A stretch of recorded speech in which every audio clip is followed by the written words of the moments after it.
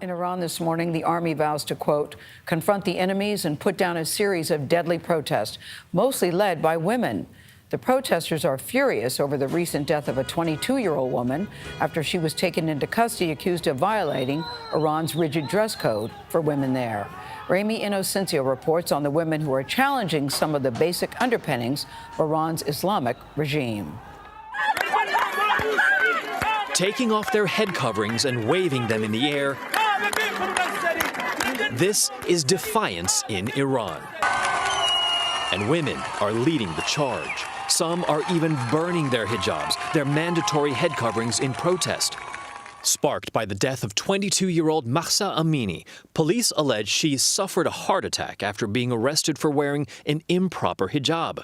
They released this security footage showing her collapse. CBS News cannot verify its authenticity, but critics believe she was beaten, saying her body was bruised and bleeding.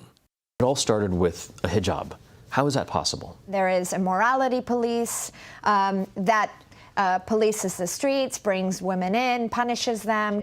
Sanam Vakil is an expert in Iranian policy.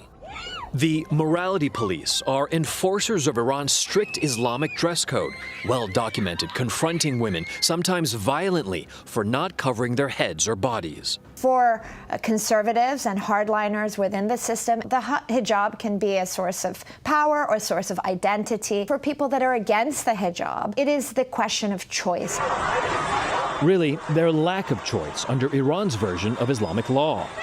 But angry Iranians are trying to break that, striking at symbols of government authority and stoning an image of Iran's supreme leader.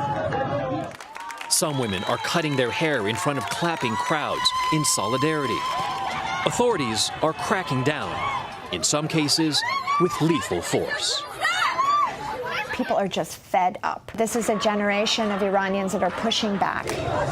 And the rising fear is that Tehran will push back even harder in the days to come. For CBS Mornings, Ramy Inocencio, London.